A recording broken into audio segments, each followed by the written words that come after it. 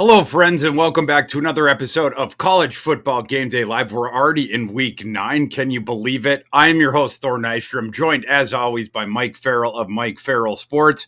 For the next 90 minutes, Mike and I are going to be going through our best bets on today's college football card and going through all your audience questions. So type them into the chat below, and we will get to all of them as we go along in our episode today.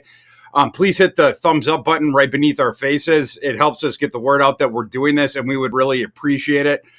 Mike, let's get into this. We have a lot to get to on today's card, so let's dive right into this thing. Kansas and Oklahoma, game, of course, as you know, near and dear to my heart, is what we have first on the docket today. Who do you got in this one? I've got Kansas. The line seems to be shifting a little bit. Sure does. It's open near 10.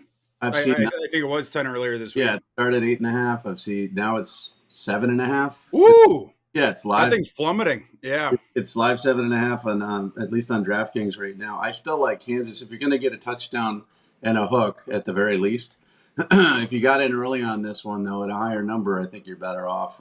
Oklahoma is obviously a very good football team, undefeated, but we're starting to see a few warts. We're starting to see some defensive issues. I think they're going to win the football game, but I do believe Kansas, the way Lance Leipold game plans, the way the offense can play. It doesn't. Mr. Bean isn't great. I get that. Jalen Daniels is a huge difference maker there, but Kansas is one of those scrappy teams that kind of stays in football games, hangs around. I'm looking at this game as potentially a 2-touchdown lead for Oklahoma and a late Kansas score to cover. So I'm taking Kansas here. 7.5 is not as good as I wanted, but I got it earlier in the week at 9.5. There will be no aspersion shot at Mr. Bean on this episode. Love Mr. Bean. Not good. Sorry. Not good. A lot of the things that UCF did last week, we were on UCF, of course, against Oklahoma last week. A lot of the things that UCF did that gave Oklahoma fits, Kansas does the exact same things.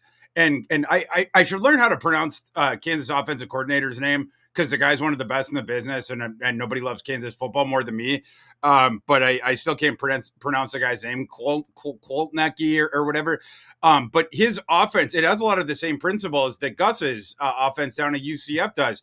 And I think a lot of the same things, like I said, that you saw last week give Venables defense issues, you're going to see that today as well. You have the play action stuff. And by the way, Oklahoma's defense is bottom 20 in the nation per play against play action passes by the numbers. You have the misdirection stuff. You have the pre-snap motion stuff. You have the idea of getting the ball out quickly to the side of the field where the defense has the number disadvantage. Just philosophically, both UCF and Kansas do a lot of that different kind of stuff. And it makes sense why that Oklahoma has issues with that kind of stuff. Brent Venables, his whole defense, it's based on this philosophy of the exotic blitzes, confusing the young quarterbacks, the replacer blitzes. Venables was one of the key guys that was at the forefront of this. And the idea that is you send defenders the offensive linemen usually don't see come from these weird different angles. And then you send guys back from different parts in the alignment to replace them. An outside line, you send a safety down in a blitz, and then you send the outside linebacker to replace him, in his assignment, right? And so you have guys that are going like back in the alignment. You have the guy coming back. So then the offensive lineman's like, oh, I got to get him. And then, all of a sudden you have wonky angles with the blocking and different stuff like that. And you can create these creases. And now all of a sudden a free guy can come right through the line and hit your quarterback and different stuff like that. Well, you can see in a philosophy like this, how with a slow developing blitzing scheme and different stuff like that, if the offense can get you to tip your handoff as far as what sort of coverage you're in and different stuff like that, and then it takes you a bit for your replacer guy to get back on his assignment. If you can get the ball out quickly and you can get you to tip your handoff as far as where your numbers are going to be pre-snap, and you can get the ball out very quickly to that side of the field with the numbers advantage, you could see why that would give a Brent Venables defense issues. You saw UCF do that. I think Kansas is going to do that today as well. Mr. Bean, Farrell, maybe he's not quite your boy, but he has 3 years experience now at Kansas. He was a North Texas starter before that, before he transferred up to Kansas, has 17 games starting experience at Kansas. Again, had the starting experience at North Texas before that. He is an adequate enough starter on a per snap basis this year. It's been very, very good by the numbers. I like the kid. Oklahoma's defensive weakness decidedly against the pass. They're actually pretty good against the run. I think they can slow down. Why am I blanking on my boy Devin Neal? Him a little bit, but Oklahoma's pass defense 94th against explosiveness, 72nd marginal efficiency, 109th air yards per pass.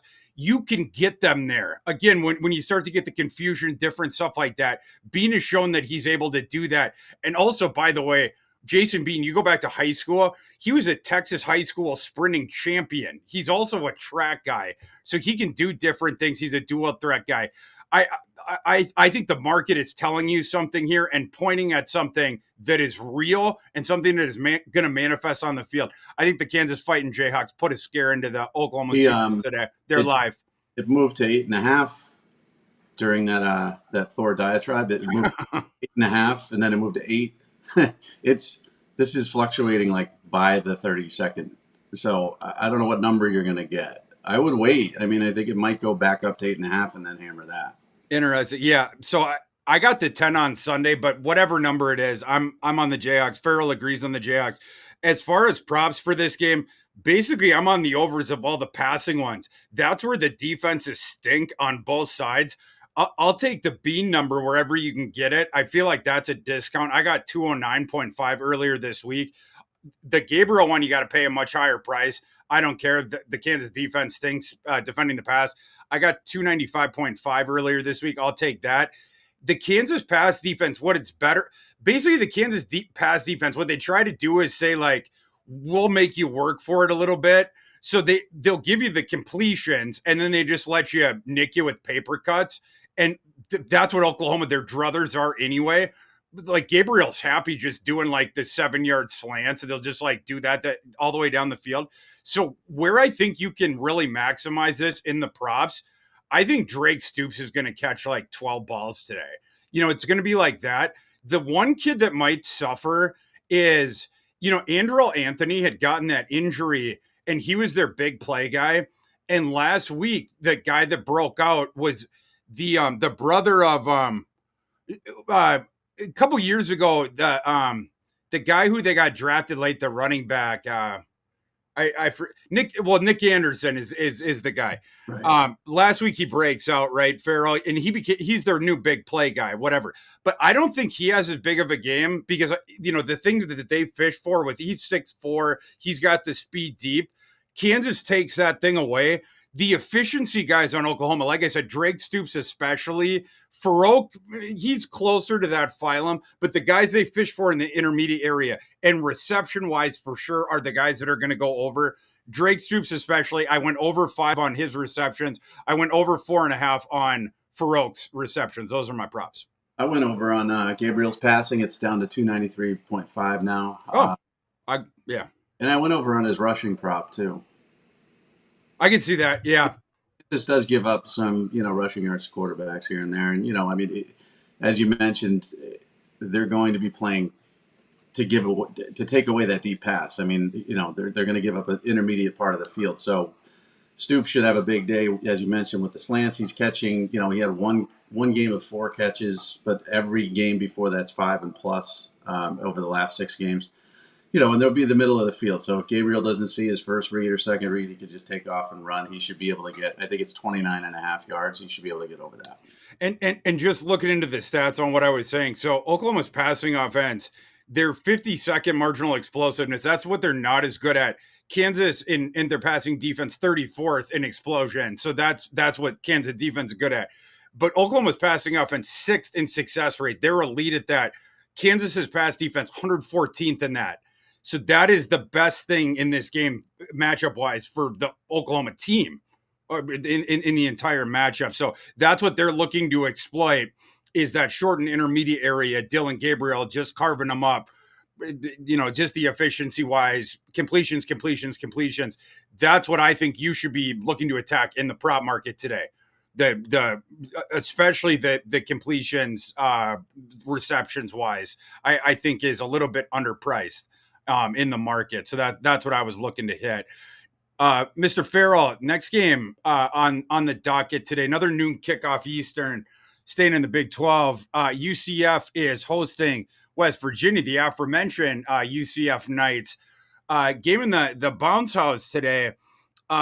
Earlier this week, I got UCF minus 6.5. This game is toggled up live to 7. It got there, I believe, a day or two ago, with UCF being favored by 7. Who do you like in this game, Mike, with UCF hosting West Virginia today? Yeah, it's 7 right now. I don't trust UCF. I mean, I like Gus. I think he's a good coach. I think they'll get there. But this transition to Power 5 football has been very erratic. They're coming off a game where, they had a good performance. They almost upset, Oklahoma, but also, lost in heartbreaking fashion. The Bounce House is a good home field advantage, but West Virginia's been playing very solid. Neil Brown has been one of the stories of the year that nobody's talking about. He was a dead man walking heading into the season. Now he seems safe and secure in his job. West Virginia isn't great against the spread, but 7, I mean, I'll take 7. I think they could win the football game. I'm not averse to money lining this because I think West Virginia could win the football game. So it's just a little too much for me. If it was like 4 or something like that, I would be like, okay, I'm going to wait. But I'm going to take West Virginia to cover this. Yeah. So I got a 6.5 ticket earlier this week. I will still lay the 7 with where it is right now with UCF. Was on UCF last week getting the 18.5 against Oklahoma. That was a gift. We're a little bit closer to the margins here, but I'll still take it. My line in this game is UCF minus 10.7. So I still feel like we're getting value here. The market is not valuing UCF enough, in part because of circumstances. John Rice Plumlee, he only played up until last week 2 fully healthy games, the first 2 of the season. And then he was banged up and or outright injured, all the way up until, like I said, last week. And even last week, you could argue that wasn't a fully healthy game. He had to have 4 different IV hookups during that game. And the night before the game, he was hooked up to an IV bag all night, coming off of injury. Then he got hit with a flu bug that was going through the entire roster. It's funny, UCF almost upset Oklahoma in that game. I was talking about the Oklahoma UCF game when we were talking about the KU Oklahoma game last segment. UCF's roster was fighting off a flu bug during that game that they had gotten hit with. UCF now, what you hear, you read the team stuff and the beat reporters, is now UCF is over that and they're fully healthy. So UCF should be even better this week than they were last week when, again, they almost upset Oklahoma on the road. Now heading back home. And now you get this West Virginia team, which you go back a couple weeks, they seem to be, sort of peaking, like surprise team. Then I was on them against Houston. I go into the tank every time I think about this. And then the Hail Mary, and everything like that. And then they have looked a little bit like a different team since then. And I'm not sure, can they pick themselves up off the mat, or is this going to be a season-long thing where we look back on that in hindsight like that was sort of the beginning of the end for the 2023 Mountaineers? We'll have to see, is that, if that ends up being that sort of a deal or whatever. But this to me feels like a really bad matchup for West Virginia, namely because they have a terrible run defense and they're not as good on the road, and UCF is a really good home team. In addition to UCF being super underrated just because of the contextual things that I just mentioned. But West Virginia's run defense, number 80 in success rate in the nation and number 93 in explosion. Whereas UCF's running offense, even without Rice Plumlee baked in there over the season-long thing, they're one of the most efficient and explosive in the nation by the season-long numbers. So I just feel like this is really, really bad news for a West Virginia team that last week, last week against Oklahoma State, gave up 282 yards and 4 touchdowns to Ollie Gordon.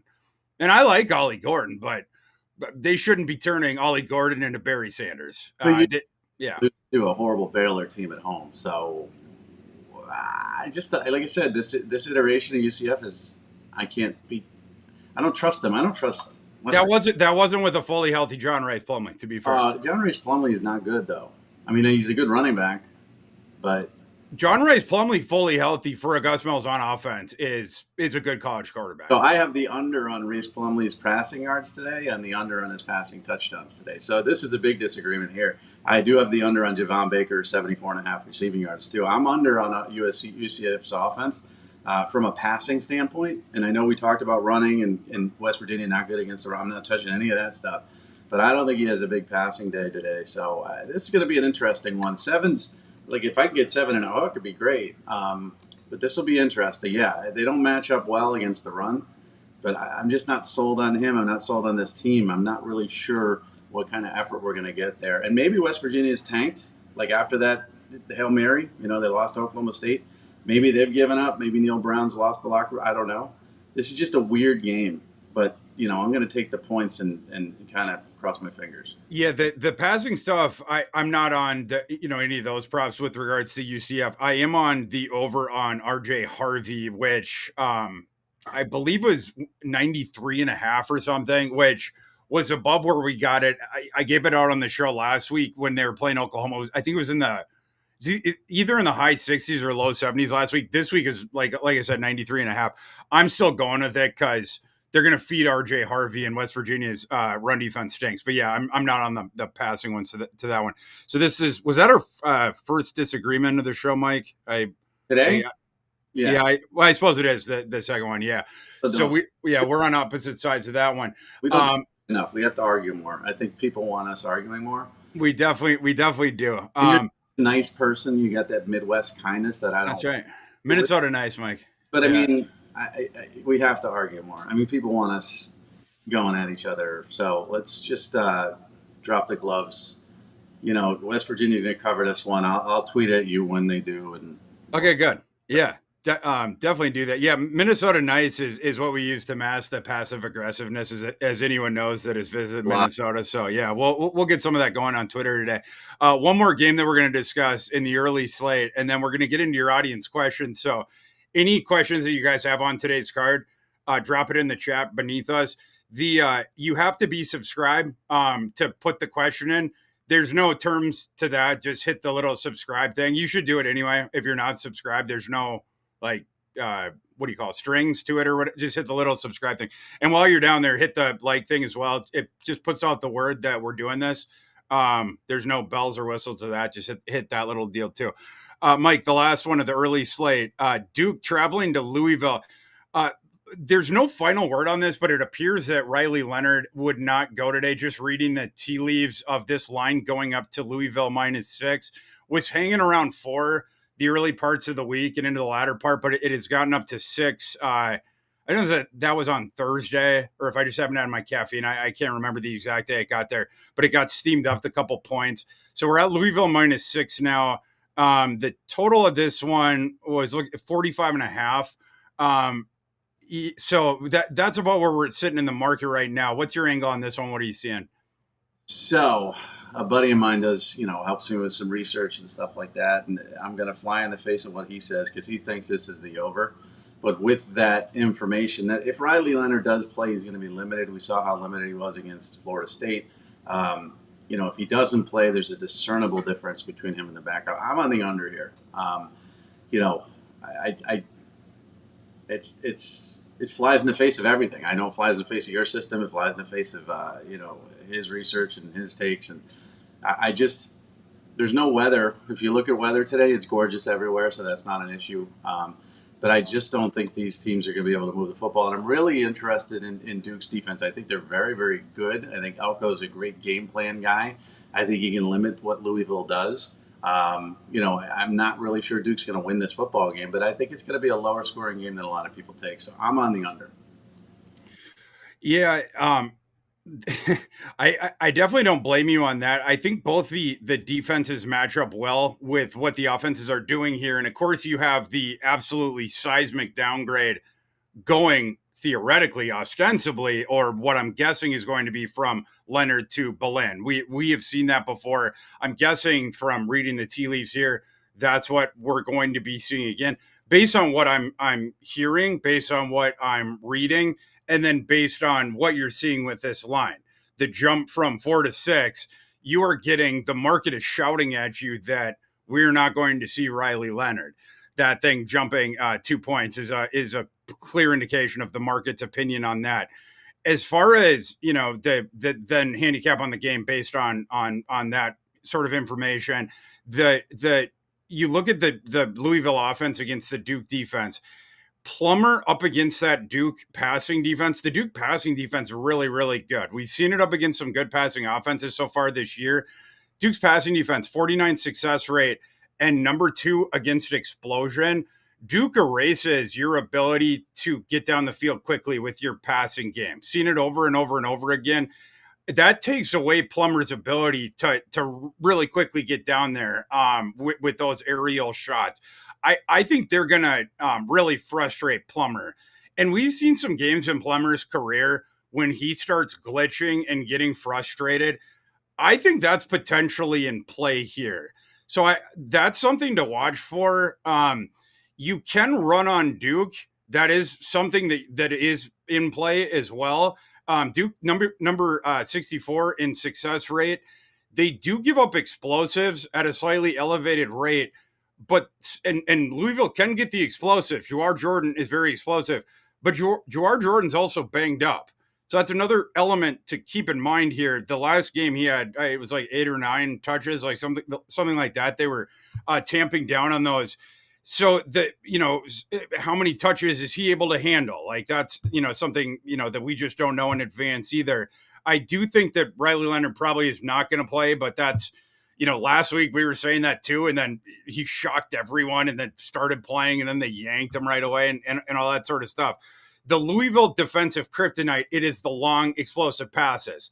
But Brom has talked openly about that. The Notre Dame game, you guys recall, Sam Hartman could not hit them. Brom talked about that in the post-game thing. That's why Notre Dame could not beat them. Sam Hartman couldn't hit the shots over the top of them. Duke can't generate them even if Leonard is playing. Belen certainly cannot. So you don't love the matchup of Duke against them. Louisville's defense is really good against the run. Duke's offense is way run heavy. They like in terms of the run rate, whatever. To me, this feels like an under game. Even if Leonard was playing, I would still feel like it's an under game. But for me, it's an under game either way. Smashing it with the Belen kid playing, huge downgrade there as far as the offense goes. We're at 45.5, taking the under for sure. So that's what I'm doing. Mike, you ready to get into? Did you have any props on that one before we go to the mailbag? We're agreeing it's not going to do well for ratings. Jordan's going to score somewhere, sometime. Anytime touchdown. Jamari Thrash under 70.5 receiving yards because what you mentioned. I agree with that one. Yeah, I like that. Defense is very good, and they're going to be able to.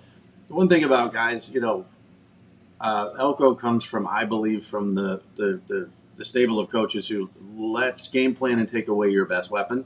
Yep. Figure out if you can adjust from there, and so Elko is one of the best. Yeah, that dude's so smart. Going to try to limit Jamari Thrash and make them use other guys. So those are the 2 props I have in that one. Love it. All righty, Mr. Farrell, let's open our mailbag for the first time today. Let's say hello to some of our friends. Busy. It's very busy. Very busy. Love these questions. All right, let's get it started. Christian says, please go over Oklahoma State -7 with -120 juice. Which Oklahoma State team will show up today? Did you skip an ad read, Thor? Isn't there an ad read in here? Oh crap! Yeah, I'm going to do the ad. I just get excited to open that. We got to pay bills, bro. Yeah, we got to pay some bills. So download the free Betting Bros app and pretend I just didn't make a mistake. Download the free Betting Bros app for iOS and Android. I do love the app. Track your picks. You get custom analytics on your performance. You track your picks. Sign up for line movement alerts. That's actually my favorite thing personally, because I'm always waiting for like the line to toggle down, and then I get excited when it hits a deal, and then I can like go in there and bet it at like a certain price, you're waiting for it to like go to 9.5. You're This is waiting to get a hook or like whatever. it's like the stock market. You get notifications Exactly. when to buy. Exactly. Yeah. And some of them you don't think are going to hit a certain number, but then it's like on like game day, I got my phone silenced over here, but you might see the thing pop up. You're like, okay, when Farrell starts talking, I gotta get to my book and put a bet in. Yeah. You can also follow people like Mr. Farrell. You can follow myself. You can follow, our NFL guys. I don't, do the NFL betting. I don't do my own super deep research for NFL betting or certainly NBA or NHL or whatever. I need to follow other people for that stuff. So I get notifications on those folks. So I can put my own betting for that. Turn on your notifications. You'll get those on your phone. Head over to bettingpros.com/apps to start getting your line alerts. Download the Betting Pros app in the iTunes or Google Play stores today. Two favors to ask you guys before we get into the mailbag, which I tried to do before we even did this. Please hit the thumbs up button right beneath our faces somewhere down here. Just helps people know that we're doing this right now. And please hit the subscribe button, which is somewhere right down there. That's it. There's no hidden strings or whatever. Okay. We are now getting into the mailbag. All right, Christian, sorry for the delay. He says, please go over Oklahoma State -7 with -120 juice. Which Oklahoma State team will show up today? This Oklahoma State team has fascinated me all year because I took the over on their season win total deal this summer. And because I was sort of bullish on this team, based on the sort of tepid number that we got, in part because they played a really easy schedule. And so I was sort of bullish on like a bounce back relative to that or whatever. It was like 6 or whatever it was. And they started out so rancid and they were doing weird things with this 3 quarterback rotation. They had a 2 running back rotation, even though, arguably their best player was this Ollie Gordon. They were playing this Elijah Collins kid, equal timeshare to him. And then they stopped doing that stuff. And immediately they started playing better. As far as though to this specific question, today they host Cincinnati. I'm on Cincinnati. I'm on the other side here for a couple different reasons. It's both the lowest that you can buy Cincinnati while simultaneously being the highest that you can. Wait, how do you say? It's the buy low on Cincinnati, the sell high on Oklahoma State, and also a good matchup on the field for Cincinnati. You're trying to middle this? Not middle. No. I can tell you this: Oklahoma's going to cover because Cincinnati's horribly coached. I don't love Satterfield. Yeah, I mean, I definitely agree with that. But Cincinnati, their best thing as a team, it's their front seven. And this Oklahoma State team, they need Ollie Gordon to get going. And when he does, I mentioned his stats before in last week, whatever, the 234, whatever it was against West Virginia. When he gets going, then the whole offense does, right? And then they can start going downhill and everything like that. When you can slow Ollie Gordon, it's the opposite thing. Because now Alan Bowman, he can't beat you by himself, whatever. Their receiving core just sort of meh. Cincinnati profiles as a team that can slow down Ollie Gordon. Their front seven's actually pretty good. It's the rest of the team that's not very good. I think that they can put the clamps a little bit on Ollie Gordon and force Oklahoma State to play a different kind of a game. I think Cincinnati can put a scare on them. That line, is it 7 or 7.5? I was seeing 7.5, maybe. 7. Thing. Is it? Did it come down to 7? Okay. 7.5, I would have felt more comfortable about. 7, I think I'd still lean Cincinnati at 7 for me. Mike, what are your thoughts on that one? So, you're a handicapper based on matchups and evaluations and so am I. I mean, I look into, does this team play, we just talked about the Duke game. They play well against the pass and not great against the run, blah, blah, blah. Got to go into all that. And then sometimes I just go down to a few things. One of them is who's got the better quarterback. In this situation, both teams stink. So you can't do that. But I really do sometimes go based on who's got the better quarterback. And that's NFL more than college. But the other thing I sometimes go into is who's the coach. And so when I get 2 clown coaches, 2 horrible coaches, and I'm not saying this is this game, sometimes I'll go under because the coaches are just horrible. and they're going to screw things up, and there's going to be penalties, and it's going to lead to a sloppy game, blah, blah, blah. In this game, Gundy is the better coach. He's had a bad season. He had a bad end of last season, but he's a 10 times better coach than Satterfield. So I'm going to go coach over bad coach, because Cincinnati, I mean, they lost to Miami of Ohio. They lost to Oklahoma. They played them okay. They lost to BYU, Iowa State, Baylor. They're losing. They continue to lose. They're playing okay games. They lose by 8. They lose by 20. They lose by 3. But I like the way this is trending for Oklahoma State, and the better coach in this one will win by more than a touchdown. Sam Young says, are the Buckeyes covering? Let's ride that Harrison train again, boys. Ride it. Sam, we're getting to that game in the next segment, I believe. Marvin Harrison this year, it's sick. So much money. Actually, the last segment. So stick around, Sam. We'll be getting to that one probably in about 40 minutes at the end. We got that one on the schedule, so we'll get to it. CJ, that dude asks us, UGA minus 14.5. Do they cover that without Bowers, or does Florida keep that close? That game we are getting to. Actually, the very next game after we get out of the mailbag, we're getting to that one. So bear with us for 1 second. We'll get to that one in a second here. Mike Huseman says, our buddy Mike, hey, Mike, we have the Mike Farrell Bowl today, Boston College and UConn. Do you like Boston College to cover minus 14.5 at home? Mike Farrell, what do you like in the Mike Farrell Bowl today? I love Mike, by the way. Mike writes for my website, does a great job. He's my coaching guy, and he does coaching articles that are amazing. At MikeFarrellSports.com. Yeah, MikeFarrellSports.com. I hate this game. I'm not betting it, first of all. I mean, this is the bowl. I mean, the one thing, when BC was good, it was great. When they sucked, I mean, Dan Henning sucked. Tom O'Brien years were good. Then you had the Spaz years. And then but before the Spaz year, the Jag years. It was like, they were good at times and bad at times. But the one thing I didn't care about, was they had to beat UConn. They just had to. I live in Connecticut. I went to UConn for a year, drank my way out of there. I did not like UConn. I don't like UConn. I don't mind Mora, but I hated Edsel. And then they lost to UConn last year, and Jeff Hafley let me down and destroyed my soul. I'm not touching this game. I would take UConn, though. If you're going to give me 2 touchdowns and a hook, this BC team is not good. So I would take UConn. Yeah, I'm on UConn in this one. I got a 12 or 12.5 on Sunday, I believe. That was one you could spot pretty quick. Was a mistake line. Of course, at 14 or 14.5 right now, whatever. We're getting closer to the margins as far as can you still bet on UConn? But I think I would still lean that way. My line on this one is 14.2. So we are the value has just about evaporated out of it, but not surprised with where the market has pushed this one. Boston College, they were another. Speaking of, I'd mentioned Oklahoma State, and I was on the over of that one. And then it's like the first couple weeks you watch them and you're like, I'm going to burn this ticket because I just, wasted this money or whatever. But then it's like, then in the subsequent weeks, you're like, oh gosh, like I think I have a winner on my hands here. It was the same thing with Boston College. The first couple weeks, they lose to NIU 27-24.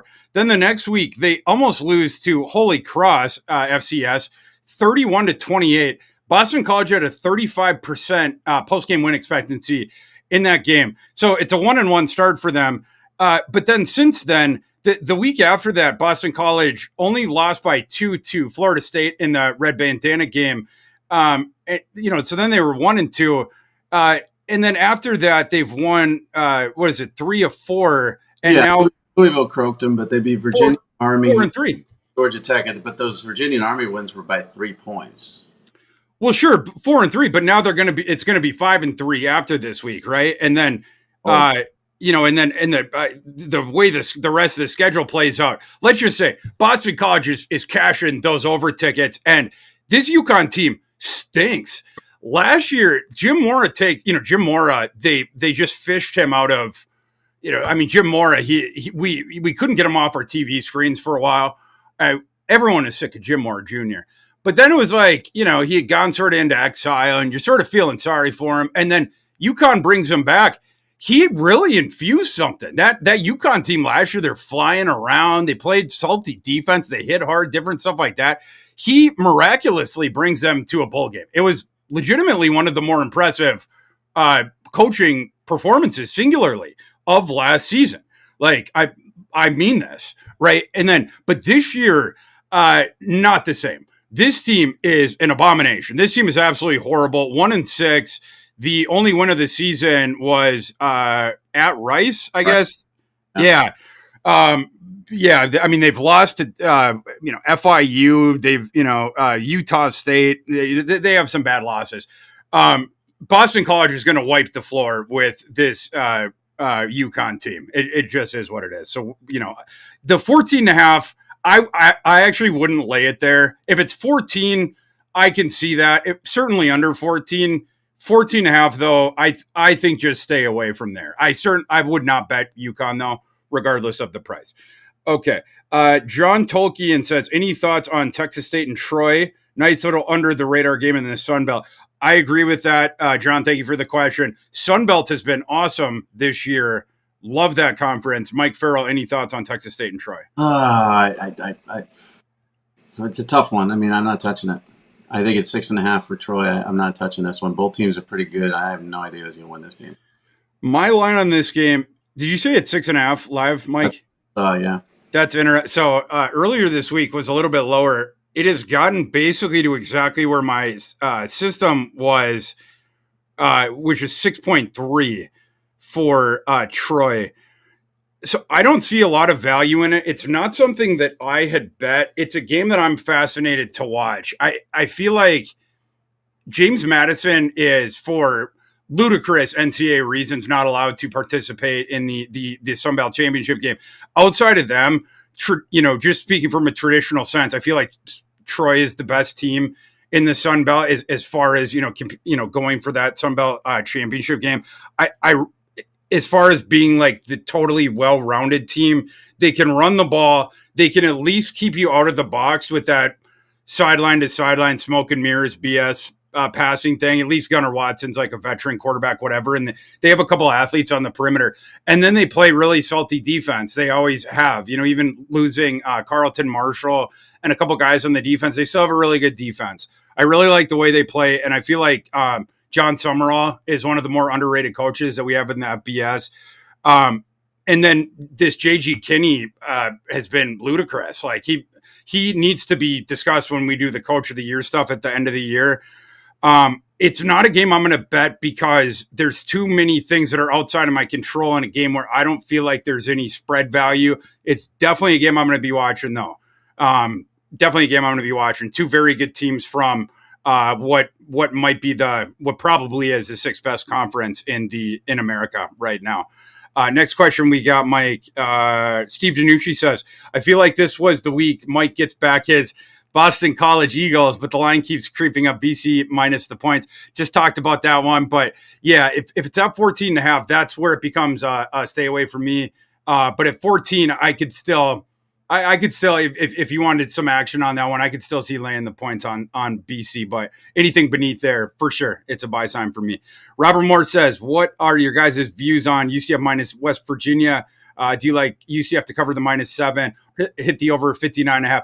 Talked about that one earlier. If you missed that one when we were talking about it, just rewind to the, I think it was the second game that we talked about, but that was our big disagreement. I'm on UCF. Mike is on West Virginia. I think UCF runs on them. I might disagree with that one. Christian asks us, North Texas +7 is my best bet. What do you guys think? Mike, did you have any thoughts on the Mean Green, who are hosting Memphis today?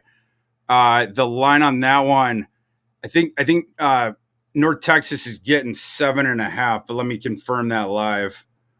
If it's 7 and a hook, I'd take North Texas. Let me pull up on the Betting Pros app. I'm not big on it if it's 7.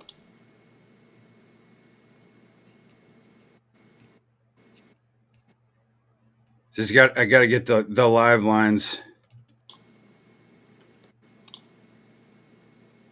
It's live. It's 7 where I'm looking, but 7. Yeah, it's a game. Sometimes it's hard to find these freaking things because they don't. So, not Betting Pros app, but sometimes like I want to be able to search, by conference and things like that. Some of these betting apps don't have the best way to find a game. So I got my line on that game is 6.5. I would lean North Texas. North Texas is a team. So, JG Kinney, we were just talking about him at Texas State, an example of a coach that immediately goes in and just starts ambushing people right from the start of the season, right? Like no one had any idea. And he's just picking people off. They don't have any tape on them, ambushes them. It's guerrilla warfare right from the get. Uh, North Texas, it's more your traditional start of the season path for a new coach, right? Like they go in and you have your more traditional struggles finding your way, right? It's like your more traditional hero's journey, right? Like you have your false starts and you have your miscommunications and you have your understandable struggles there. And so like some people got a little frustrated that were in on North Texas at the start of the season. They liked their talent, they liked the coaching staff that have been brought in, whatnot, and then got off their scent right at the start of the season. People that believed in them, but now they're picking it up. And this Memphis team, they're a team that you like to back more at home than on the road. Certainly, I don't trust Ryan Silverfield. I do back them at home situationally. I do not like to back them much on the road. And when I can find spots to fade them on the road, I do. This is a spot where I would potentially fade them. It's not my favorite game of the week, but I'd be on North Texas if I bet this one for sure.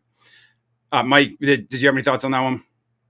Yeah, you get 7.5. I would take North Texas. I don't like 7 though. It's right now. It's live 7, so I'm staying away. Okay, mean green. Robert Moore says, do you think the under 39.5 for Purdue versus Nebraska is a good play, or Nebraska on money line? Robert, thanks for the question. And particularly thanks for asking about Purdue versus Nebraska, because it's not on our sheet today. I was hoping that someone would ask about this, so I appreciate the favor on that. I did add it to my betting card last night on the Betting Pros app, so I can get another plug-in for that. If you guys, anyone that follows me on that thing, that's where you guys get, like, if I add something late in the week that's not in my column, that's where you can get stuff like that. I did finally pull the trigger on adding that to my betting card last night. The more and more I looked into that Nebraska injury situation, and the more and more you're looking into their backups, I hadn't pulled the trigger on it earlier in the week because Purdue is a team I was a little bit bullish on earlier in the season, and they burned me a couple times. And so it was hard for me to get my head around back on supporting that team again. It's just like one of those, I had to sort of walk away from Purdue earlier on the year. So I had to get my head around on doing it again. But we finally got there last night of just like, okay, like this Purdue team, or I'm sorry, this Nebraska team is right now, it is the way beyond the walking wounded. They are big time MASH unit. Top 2 receivers are out for the year. The top 2 running backs are now out for the year.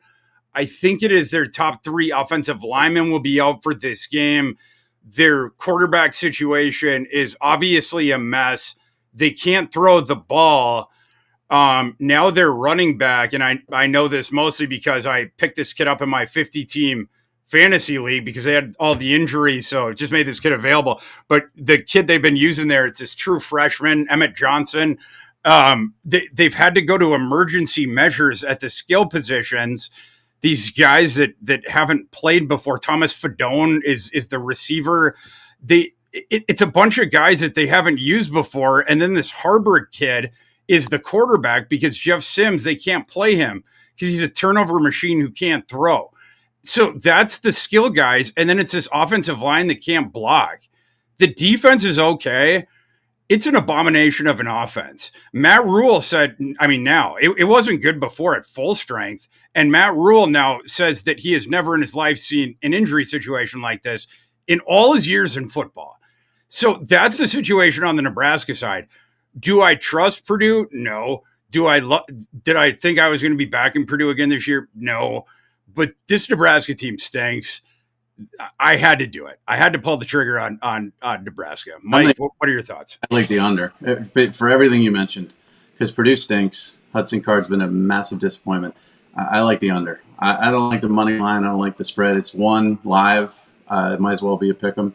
Give me the under on this one. Mike, what would a Purdue money line and under same Oh, game parlay be? probably. I mean, I not, feel like you would get decent odds. Hold on, let me put not this in high, my. super I, high. Money line's very low.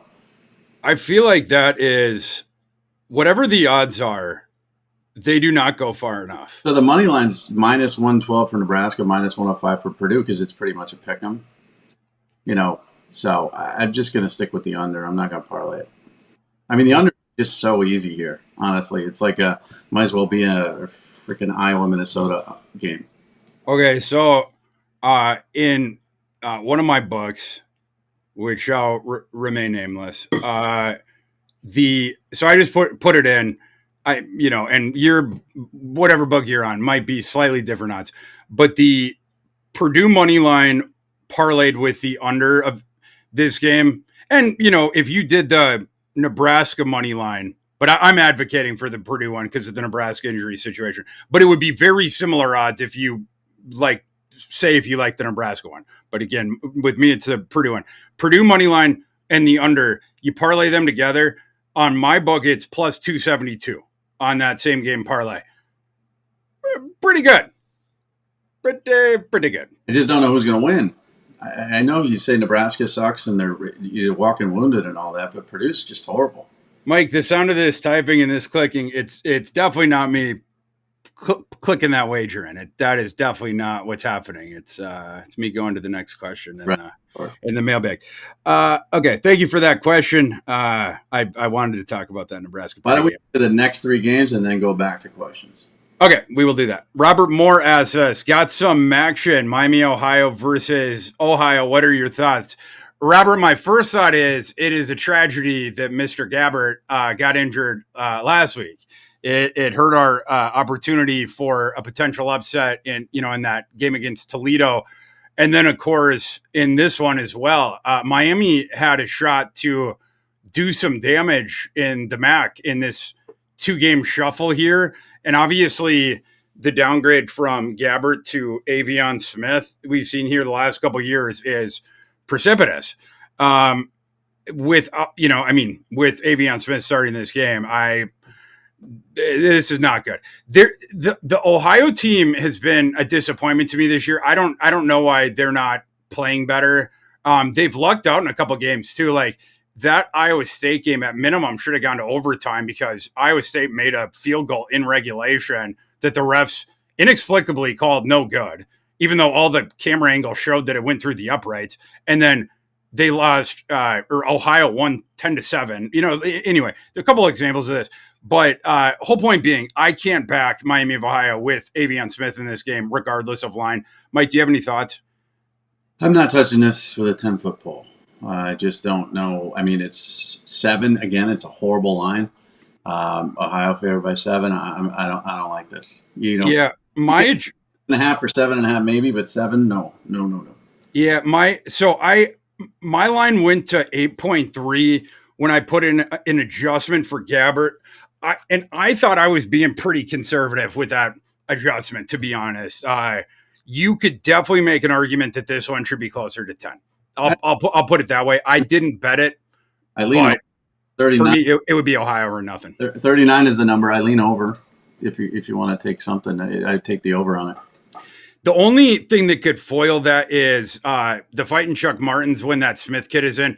They just go run because that Smith kid can't throw, and they go slow as molasses. I hate watching it, and it's a real tragedy that Gabbert 39 slow. The under in Purdue, Nebraska, those are two completely inept football teams. It's not the pace of play. Yeah. This is two okay football teams. I mean, I just think 39 is a little low for sure. Our buddy Cool Thugger Jackson says, good morning, guys. Thoughts on Shadir Sanders under 316.5 passing yards? Mike Farrell, your thoughts? I wouldn't do that. I'd take over. I mean, I've got this theory, honestly, that Deion is padding his son's stats. And that's why Travis Hunter is out there all the time, constantly being overused and overutilized and exhausted by the fourth quarter because he wants Shadir to have big numbers. So Deion's not going to let that come under. Deion's not betting on his own son, but he's padding his son's stats. So I'd take the over, not the under. Mike, has Coach Primo blocked you on X yet? That'll never happen. I don't think. I think Oh, blocked forever. wow. Okay. Maybe if you say some nice things about him on the show, maybe later. Things about him in print. He's Maybe a sensitive individual and whatever. I mean, why would he even think that's about? probably not going to help. Why would he care about me? Why would he even care about blocking me? That's what, Dion says, I keep receipts, but he also says, I don't listen to the haters. Well, which is it? You keep him It is receipts. contradictory. It's very, everything he says is contradictory. Everything he says. So, It but, is, yeah. he's definitely, they said that Shadur was taking sacks to avoid his completion percentage being lower. That's garbage. That's the dumbest thing I've ever heard. You don't take sacks if you don't you potentially get yourself injured so you can have a higher completion percentage.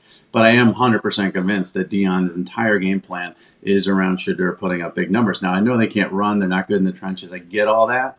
But he's going to put up big numbers. They're going to lose. He's going to put up big numbers. And we're getting to that game later, I think. We are. Yeah. And so, yeah, we will break it down more in depth later. Oh man, I would lean under. I definitely would not bet the over on that, but it is hard because the volume will be there for sure. But the two better pass defenses that he's faced, certainly the best one he faced, Oregon, 23 for 33, 159 yards with Shadir Sanders in that one. And then he had the game against Arizona State, who Arizona State been playing better on pass defense. They held Michael Penix down in that game, we all recall. 239 yards for Shadir Sanders in that game. The other games this year, that's where Shadir Sanders has gone off. I think the other 6 games or other 5 games was 348 yards or more for Shadir Sanders. But those were all the bad pass defenses that Shadir Sanders has played. So, but the volume will be there. To Mike's point, they throw. I think 58% pass rate for Colorado. So they're going to be going bombs away, but UCLA has a very, very good pass defense.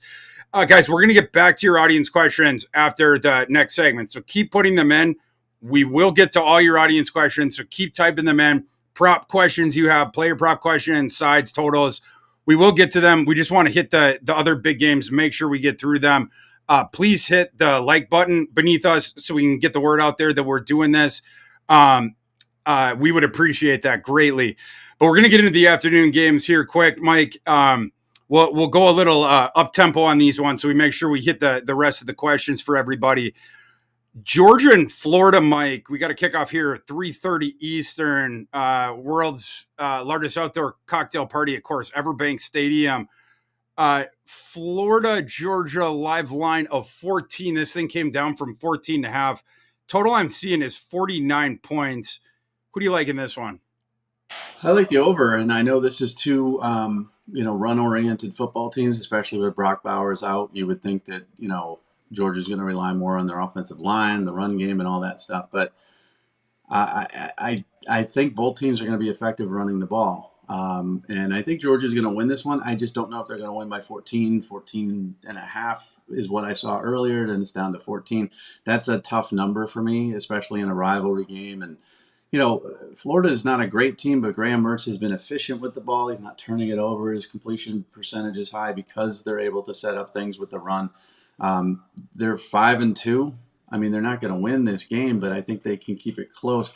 But I think a lot of people are going to lean under here, and I'm going over because I think both teams are going to be able to run the football effectively against each other. And it's going to be one of those, 27 to 20 type of games. I think it's going to be closer than people think, but I'm on the over.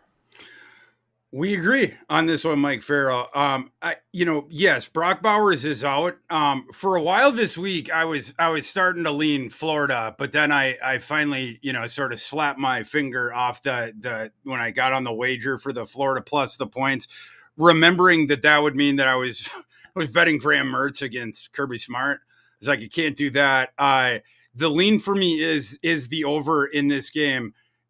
That makes a lot more intuitive sense to me than this side here. I can't lay the points. And like I said, I just couldn't get there as far as taking Graham Mertz against, Kirby Smart. But my system is 55.5 on this, the total, and live we got total on this one is 49, and something that had come up, which makes sense. Even without Brock Bowers, and Brock Bowers, 51 targets, most on the team, but you can replace Bowers in the passing attack. It becomes different. But what's going to happen is it's going to, the A dot of the team is essentially going to go up. They're going to be throwing down the field more. Bowers, it was a lot of the target, it was closer to the line of scrimmage, manufacturing stuff for him, and then also the stuff, the end arounds and the cool stuff that you can do with him, closer to the line of scrimmage. He's an efficiency monster. And one of the better ones we've seen in college football over the last 20 years. I mean, the guy's ludicrous, but the manifestation of losing him is, for instance, Dominic Lovett, the kid that they got from Missouri, the slot guy, he's going to take over for him in the slot. You're going to take more shots down the field in the seam. That's what Dominic Lovett does. He's more of that explosive downfield sort of dude. And Carson Beck, this sort of fits with his game. That kid has an NFL arm. So I think they're going to test a Florida pass defense that stinks. Florida is good at run defense, right? But where you would want to test Florida, it's like where I think that the Georgia offense it's going to be leaning anyway. Georgia's run game has played down this year. I think that they sort of lean into this pass game anyway, where that's where you can exploit Florida. I think all that stuff sort of leans to the pass game anyway. Graham Mertz has played better than I thought he would this year. The game script is going to go against Montreal Johnson and Etienne. Of course, when Georgia ostensibly gets up by 10 or 13 or whatever it is, Graham Mertz has been accurate this year. He Mike, as you know, out of Overland Park, Kansas, he was the accurate quarterback, the high rated recruit coming out when he signed with Wisconsin. I think they can scratch out enough points, to get us over this number. So we agree with the over in this game. Georgia's going to be able to run the ball. I mean, I know Florida's statistically good against the run, but that Kentucky game, I think Georgia's going to run the football, and I think they're going to have a lot of success doing so. The prop angles for me in this game were, I had one sort of obvious one and then a couple maybe less obvious ones.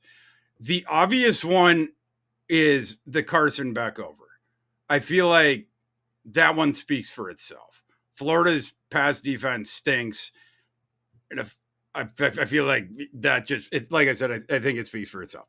Then the maybe less obvious ones are, I was mentioning it during that, but Dominic Lovett, I would go over on his stuff because, like I said, the slot is vacated now. He goes in there. They're going to be taking shots there quite a bit. I feel like his production goes way up here. Last week he had 9 targets when Bowers went out. So I think you're going to, see another explosion of targets for him. The other two that are way off the, sort of beaten track in this game, I'm going over on Oscar Delp, who his production hasn't been there, this year, over his career, whatever. But he's the, tight end that will get, for Georgia, whatever, that now that Bowers is out, he becomes the tight end one for Georgia. And then the other, the tight end on the other side, who is priced too low, Arliss Boardingham for Florida. The last 2 weeks, they have been throwing at that kid a lot, and his number does not reflect this. The sportsbooks put him out at like 27.5. Graham Mertz looks at this Boardingham kid a lot, and he's one of these guys on Florida that can give Georgia some matchup problems. He can move, and he's a bigger kid and everything like that. I think that kid pretty comfortably gets over 30 receiving yards. They need him today. He can do some stuff, that Boardingham kid. Tight ends on both sides. Love it. Back over is my props for this game. Mike, moving to our next game in the afternoon. Oregon is traveling to Utah, laying. Are we at 6.5 live here? 7, depending on. I think it's 6.5. 6.5. Oregon laying 6.5 points on the road at Utah. Total of this game, at least when we were heading into record this morning, 47.5. Kickoff 3:30 Eastern. Mike, who do you like in this game? Yeah, I want to take Oregon because I think, Utah's been doing this smoke and mirrors, but Kyle Whittingham's such a great coach. Barnes has turned into the starter. He's starting to feel himself a little more confident. That was a huge win against USC. I'm not going to bet against Whittingham's here. So I'm going to take Utah to cover this one. It's a tough team at home. They play good defense. I think they'll stay within it. Oregon could win the game, but, to go in there and beat Utah by more than a touchdown is going to be tough. So give me this 6.5. Yeah, I'm showing a little bit of line value on Utah. My line on this game is Oregon minus 4.7. And Mike, we've had a lot of agreements today, more than usual. So I don't know what's in the water, but I agree with you on this one as well. I am on Utah. I agree with what my system is saying here. We've seen it with Utah a lot this year. And Mike, I got to give you credit. I hate doing it. You sniffed out this Utah thing way in advance of the season. When I didn't believe, I'll do the coach prime. Do you believe now? I did not believe in the summer when, you were all over Utah. You were all over Utah in the first game, speaking of Florida, and you've been all over Utah in most of the games this year. I'm finally starting to believe. And in this game, they can turn this. Oregon, we've seen them be able to bully some teams that they played this year. Utah can bully him back. It's not one team's going to assert their will on the other team. It's just two bullies that are going to go into the center of the ring and beat up on each other. Utah is going to be able to, in terms of the defensive havoc, they're going to be able to do some things, getting behind the line of scrimmage, different stuff like that can, discombobulate Bo Nix or speed up his clock, different stuff like that can give him a little bit of trouble. It'll be fun to watch Bucky Irving. I like Bucky when he's confronted by the guys and then he has to do the jitterbug stuff. It's always fun with him with the agility. He's a really fun back to watch. But yeah, the Utah number one passing success rate right now in the nation. So between the pass rush and that really fun test for Bo Nix. But, speaking to the suppression of the points that could allow Utah to keep this game close at home, where Utah is one of the best home field advantages going back the last decade by the point spread in the nation. With all those different things and the head coaching, advantage that we have here, I think on that side, Kyle Whittingham, I take Kyle Whittingham just about anybody right now in the nation. The one thing that concerns you on the Utah side is that defense is allowing too many explosive plays, but you do have the thing that they hinder efficiency of the opponents at just about one of the best clips in the nation. And the Oregon offense, what they're based in, like what the foot they're led by, it's that efficiency thing. And that Utah is just going to be poking at that and forcing them a little bit out of their comfort zone again, in a hostile environment. So I am going to go with Utah getting the 6.5 points. I do feel like that is generous. I think this thing is coming down to the end. So I'm going to take the 6.5 points. I feel like this one 4 is what I feel like this line should have been. So we're both going to be on the Utah Utes in this one. Mike, the next game, this one is one where I want your opinion on the side.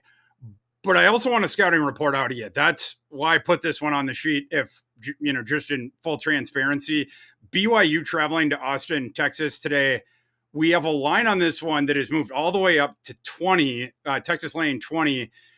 Total in this one of 49.5. This is the last 3:30 Eastern kick game that we're going to talk about today. Mike, you know where I'm going with this. Quinn Ewers is going to miss, I don't know, somewhere between 2 to 4 weeks or so, depending on the rumors that you're reading. I want you to give me and the people out there your scouting report on Malik Murphy. We've only seen him, at the end of last week or whatever in live action, or people that watch the spring game clips, maybe. You know more about this kid than we do. You are the godfather of recruiting. You have heard more about this kid than certainly we have. Give the people who are thinking about betting on this game or betting on props or things associated with this game, give the people an idea of what they can expect with Malik Murphy, and then also how the Texas offense will change going from Quinn Ewers to Malik Murphy, and how that could affect and manifest, with regards to betting this game. Yeah, it's a I'm a big kid. Initially when we saw him young, we thought, Cam Newton style, just massive kid. He's 6'5", he's 245 pounds. And then he wasn't really an overly willing runner.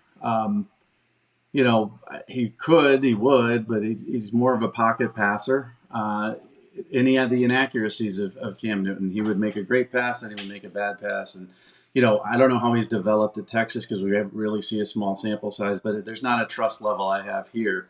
Arch Manning, as we all know, I don't think is ready. I think he was overrated out of high school. He's not a 5-star plus or whatever garbage. He wasn't the number one player in the country. He could be that down the line.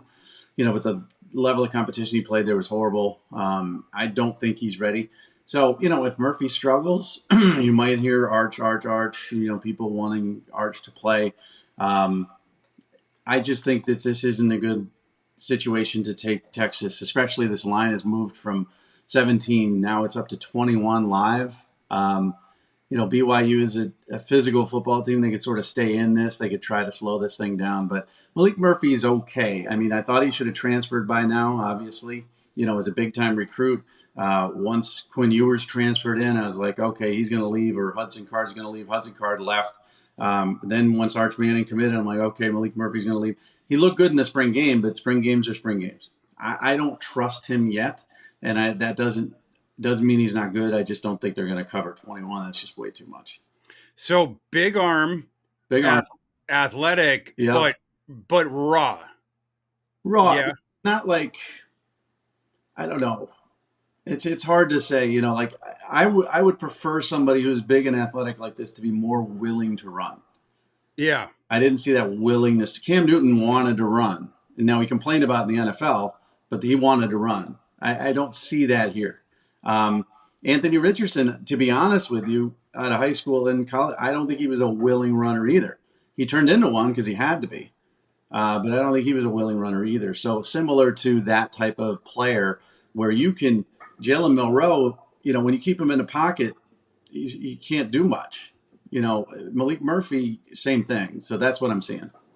With, we think about the props and a lot of times when you get the value with the player props in college, you can find a lot of value coming off a player injury, whether that's they've set the line too bad on a one-off situation with the replacement, not putting it high enough or whatever it is, or like a situation like this, they haven't adequately adjusted for how the effects are going to flower off, to the other players, whatever. Do you have an idea of like how the change from Ewers to Murphy is going to affect the way that Texas plays their offense? Like, do you think it's just going to be handoff to Brooks? Or is it good? Like, do you have any idea how they change the constitution of that offense? I would go over on rushing props. Now, Malik Murphy's number is set at 238.5 passing. Yeah, what do you think about that? Low. I mean, I think he could put up more than that because they have weapons, everywhere, and BYU is going to struggle to stop, Worthy and some of the other guys. I think Whittington's going to get more than 31.5 yards. I think Adonai Mitchell's going to get more than 40.5 yards. I think Xavier Worthy, I don't know the number is going to score. He's got weapons. He's going to probably go over that 238, but that was 225 earlier, so it's getting higher. It's a tough number, but I think he can throw for that. But I would go on it's going to be more run-oriented until he gets into the flow of the game. That's what I would say. Now, I'm not going over on the rushing totals because I think BYU is going to take the run away, and they're going to make this kid throw, and that's why I'm over on the passing props. That doesn't mean it flies in the face of what I'm saying. Is he good? He's okay. Yeah, I think he's going to have a big passing game because they're going to make him throw. Because if I'm BYU, I'm crowding that box and I'm making this kid throw because he hasn't thrown. Well, I appreciate that because, the recruiting is something that I don't have the time to get into, and you're the best at it. So I'll get into my handicap because that was the one piece of context that I don't have as much. I'm excited to watch his game today because I just haven't seen as much of him. BYU on their side of it, we'll start there. They have one of the nation's worst running attacks. So Texas, and Texas has a great defensive line, so we know that BYU is not going to be able to run. That is a given. BYU's passing game, it is not efficient at all. They can generate some downfield explosive passing plays, though. BYU's number 48 in passing explosion. This is the area of the game where they can potentially have some success. And if BYU is going to have a banner day, if you look up in the second half of this game and it's like, oh, BYU is doing stuff today, this is where it's going to happen. Is the explosive passing game for BYU. The Longhorns pass defense 103 in passing explosion. So that's where it lines up where BYU could have some success there. Texas, they're obviously going to want to run more without Quinn Ewers, like we're mentioning. But BYU has a really good run defense. They're BYU 48th in success rate, number 18 in rushing explosion defense. Malik Murphy, can he exploit BYU's defensive weakness? BYU is number 100 exactly in passing success rate on defense. My take on this, and again, I wanted more of Mike's context on Malik Murphy for some of these reasons, just so I can sort of flesh this out in my head. But you compute all this different stuff. This number getting up to 20, looking into the advanced numbers, I just think 20 points is too much with Malik Murphy going in, sight unseen, some of these different things. BYU, I don't think BYU is a good team. I know BYU is not a good team, but they continue to luck box, facing team after team after team that has quarterback injuries and all these different things. They luck box here again, but 20 points is too much to be giving BYU. We will continue here in a second. Get back to well, actually, Mike. You want to speed around through the last three games, and then let's speed through the last three. Let's hit the hammer and the fade, and then there's just a few questions left out there. But we are on 15 minutes left. Okay, yeah, we'll do that. So, guys, we'll get back to the questions at the very end, but we'll speed through the last three games here because we always have so much stuff to get through. So we'll just get through the last three games right here. So we make sure that we do. Kentucky plus. I guess it's 4 now. It was 3.5 for most of the week. Looks like it's toggled up to 4 here live. Hosting Tennessee today. Who do you like in this one, Mike? SEC tilt this evening. I like the under. I don't know if Tennessee should be favored by 4 on the road, so I would lean Kentucky. But I like the under here because both these teams have to run the football. Quarterback play has not been good. Devin Leary's been a massive disappointment. Joe Milton had an okay half and then fell apart. Quarterback play is not good. A lot of running. Under. Yeah, I'm going with. I'm going to take the points here with Kentucky. Tennessee cannot hit the deep shots, unfortunately, even though they have the quarterback with the strongest arm, maybe on planet Earth, and Joe Milton. Tennessee is 108th in passing explosion. That is Kentucky's defensive kryptonite. But again, Tennessee can't hit them. Because of that, I don't know that Tennessee can consistently sort of go at the Achilles heel of Kentucky. Meanwhile, I think Kentucky can do it on the other side. Tennessee has a pretty good run defense, but you can get them for explosive runs. Ray Davis, that's what he has been generating all season long. Kentucky, they had been banged up for several weeks. Coming off this bye week, they are healthier by all reports. I like them to get back on track here at home. You get Tennessee have to go on the road. They're not as good away from Neyland. So I like Kentucky to spring the upset here against Tennessee. Mike, next one, moving to the Big Ten. Ohio State has to lay 14.5 here on the road. Potentially tricky spot coming off the Penn State game. Have to travel to Wisconsin. Might be a bit of an overlooked spot. What say you here? Yeah, I mean, this is a tough place to play. Obviously, it's going to be a great atmosphere. Ohio State is a good defensive team. We haven't really seen if they're a good offensive team, but the Marvin Harrison props have been making me a ton of money all season long. I'll continue with those. But Wisconsin getting 14 and a hook at home. Overlooked game. I don't know if Ryan Day is going to allow that to happen. But I don't like laying 14.5 when I'm going into Camp Randall. So give me Wisconsin to cover this one. So it looks like some injury news. It looks like Emeka Egbuka, Denzel Burke, and Travion Henderson. Looks like they're all good to go for today. So we will. Ohio State's going to get a return on those guys. Travion Henderson had missed the last 3 games. Egbuka had missed the last 2. Burke had missed the Penn State game. Ohio State, super duper banged up. Wisconsin is a team that has a poor run defense, so it'll be interesting to see if Ohio State can do anything to get that run game back on track. Ohio State's running back core has been just the walking wounded. It's like, and it was last year too, right? Like every single week, it's like what running back is going to be active and what running back is 70% and what running back is 80%. It's like Ryan Day must just rip his hair out with the running back room. It's like pick a, the Magic 8 ball. Like what percentage is each running back this week? Probable 80%. Like whatever. Travion is active today, but if you had your druthers, that's what you would attack of the Wisconsin. Their defense, whatever. We'll see about the pass defense. The Wisconsin pass defense is better, but of course, Harrison is the nullifier there. Getting Egbuka back really helps. Stover's been better this year. Ohio State needs a good game out of McCord for sure. Then on the other side of it, you can run on Ohio State.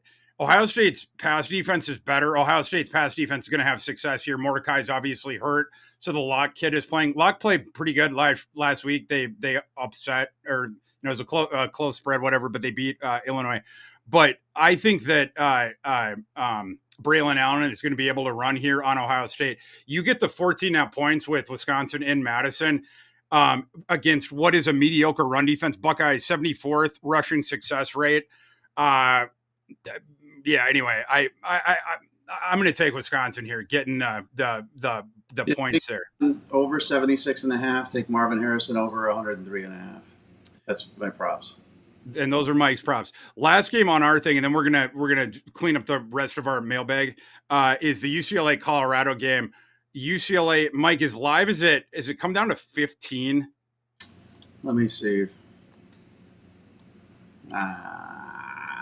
That line was it kept coming down and down and down. I will make my thoughts really quick, and then Mike him with his 15 live. Yeah. Yeah. I'm surprised that line came down. You guys know, I was on Colorado a whole bunch of times earlier this season. To me, this feels like a really tough matchup. Barring if Dante Moore is starting, because if Ethan Garbers is starting, that's the guy that I would want on the UCLA side. I would be on UCLA. Colorado has one of the worst defenses in the entire FBS, and UCLA has a good pass defense and a good pass rush. Because of that, they line up really, really well against Colorado. Garbers played really well last week, and UCLA, they both play up tempo and they can hit the explosive passing plays, so they can put up points in bunches with Colorado, and they can do enough to hold down Shadir to a reasonable degree. I don't know. I'm willing to lay the 15, especially with it coming down. My line on this one is UCLA minus 18.5. Mike, your thoughts?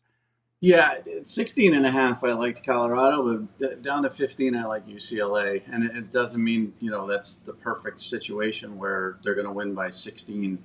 But I just, you have to get a premium here for this Colorado team. They're coming off a bye, but they're coming off of blowing that 29-0 lead, all that good stuff. I mean, obviously, UCLA is a good defense. I think Sanders is going to put up big numbers just because I think he's going to have to throw the ball every down. But I'm leaning towards, UCLA covering this. But before, when it was 16.5, 17, I liked Colorado. But I've switched to UCLA. Okay, we're hopping back into the mailbag for 5 minutes. Sorry, we went our speed round there so we could get back and finish out the mailbag. Appreciate your guys' patience. Mike Lukovitz asks us, Bo Nix over 1.5 passing touchdowns and Tez Johnson over 46 receiving yards in the player prop market. Tez Johnson, I like the question with the half brothers in the prop market angle today. So in that one, Mike, do you have any thoughts off the top of your head? Well, I would go Bo Nix over 1.5 touchdown passes. Yeah. Does defense, but I think, he's going to have to if they're going to win this football game, he's going to have a pretty big game. They're trying to keep his Heisman hopes alive. I think he's going to throw the ball a bit. So I would go over 1.5. Tex That Johnson, I don't have an opinion. So I'm gonna flip from Mike's one. I think I think I'd stay away from the Knicks one. Utah has the really good pass defense, but the Tez one, I think I'd lean over on that one. Tez this year receiving totals 41-37 were the first 2 weeks, but since then 77-48, 71-94. I think it's going to be a close game. I think they're going to have to especially look close and for the efficiency in the passing game. I just feel like, yeah, you're probably going to look for your half brother close and late, especially they got the connection there for sure. Walt Bug asks us, do you think the KSU Houston game is going over? And is there any props you like? Mike, do you know happen to know the total on that live? See if I can find it. And meanwhile, I will look up if I have any props on. Oh, I'm seeing one for sure that I know that I like. So one prop that I know that I like in that game is I like the over on Donovan Smith passing. Dana Holgorsen does it every year with the receivers there. Even earlier this year when Houston was playing like dog crap, they just have awesome receivers on this team. Tank Dell leaves. They still have awesome receivers. And Donovan Smith was finding his way earlier this year.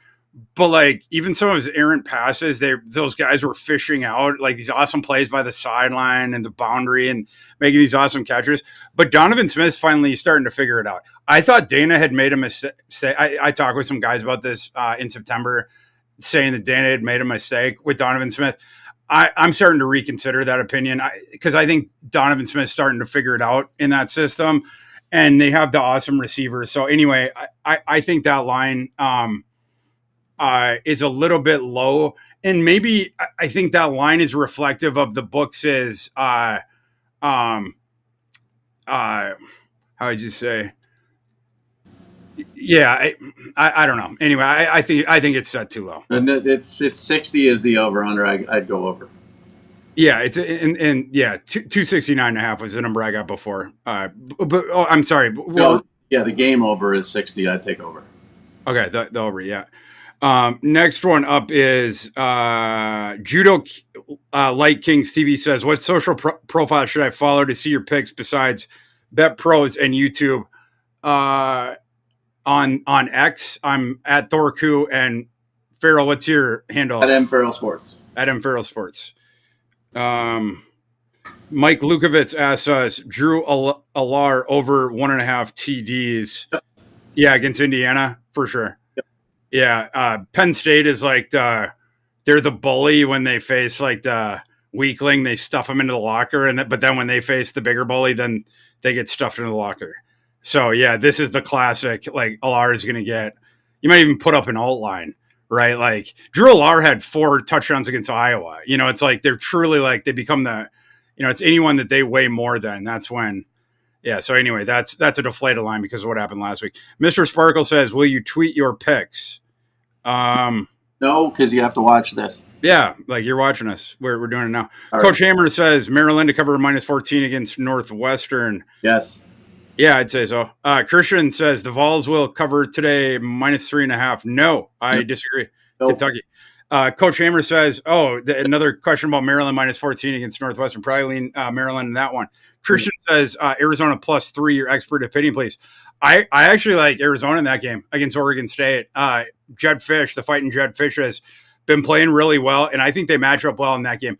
Arizona is what people don't realize about what Jed Fisher done there. He's done way better in the trenches than people realize. Like the flashy, the quarterback, the receivers are awesome there, but like the trench play has been awesome. Offensive line way better. They have NFL prospects there, the Jordan Moses kid, whatnot. But their defensive line, in terms of the stuff rate, stuff like that, is way better than people realize. Like top 20 kind of stuff. They can do stuff against Martinez, different stuff like that, that's going to frustrate them. And then all of a sudden, DJU is going to have to throw to make the Beavs viable in that game. I think Arizona is going to upset Oregon State. Mike, thoughts?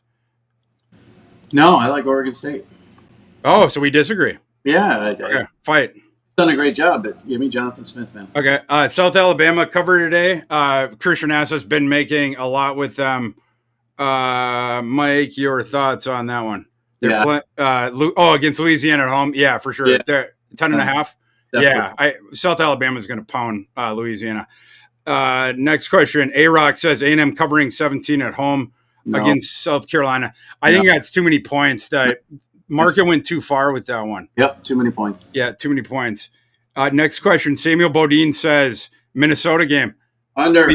Give me 1 second, my man. I give you some foreshadowing. We don't have time. 2 minutes out the door. Time for your Minnesota, we sure do. Seriously, give us 1 minute. I got a big pick coming for you guys in that game. Cecil B says, "Good morning, fellas. What's your favorite player prop for this week?" I do have to think of that. I'll give you one out the door. My favorite run of the week. Steve DiNucci says Coastal Carolina's Grayson McCall doubtful today in Conway for homecoming. I don't think he's playing. If he doesn't play, would you take Marshall +3? Is it Marshall? It can't be +3 if McCall is playing. Mike, can you check on that line? But I don't. Yeah, look. That is okay. Kobe Vercoen says, any thoughts on the UMass versus Army under 50.5? I appreciate the show, guys. I would take under in that.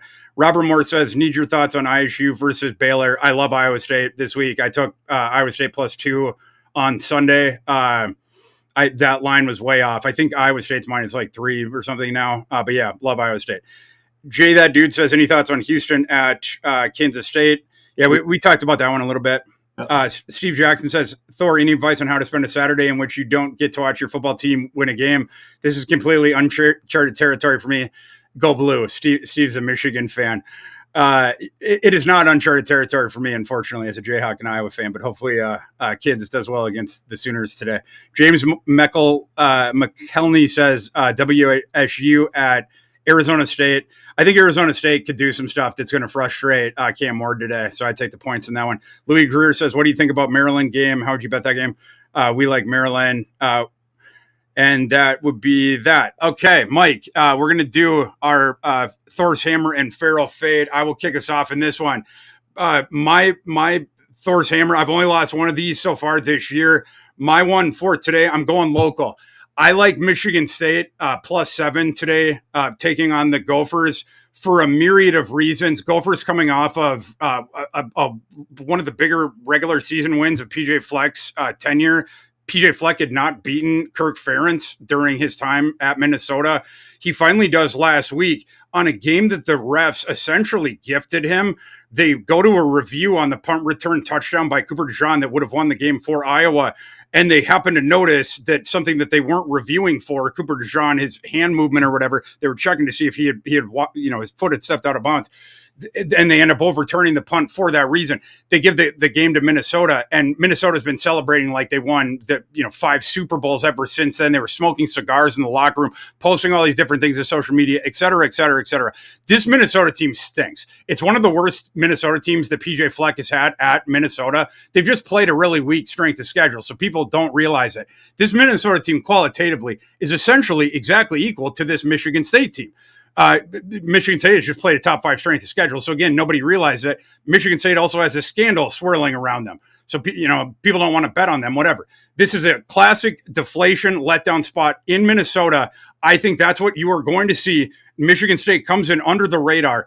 I think Michigan State springs the outright upset against Minnesota today, but you have 7 points leeway with Michigan coming in under the radar. I think Sparty ambushes the Gophers today. Mike Farrell, who is your Farrell fade? I'm fading. Again, I don't know enough about Malik Murphy as a college football player to lay 21. It's live now, 21. Wow. Yeah, give me Brigham Young to at least keep this within 3 touchdowns. I mean, Malik Murphy is going to have some overs, and when we talked about props, and they're going to make him throw the ball. He's going to have an effective game, but 21 without their starting quarterback is too much to lay. So fade Texas today. That's all the time that we have for today. Everyone, thank you so much for coming in and spending some time with us before the game's kicked off today. We will see you next week. For Mike Farrell, I am Thor Nystrom. Tell a friend. Join us again next week. And until then, let's go out and cash some tickets today.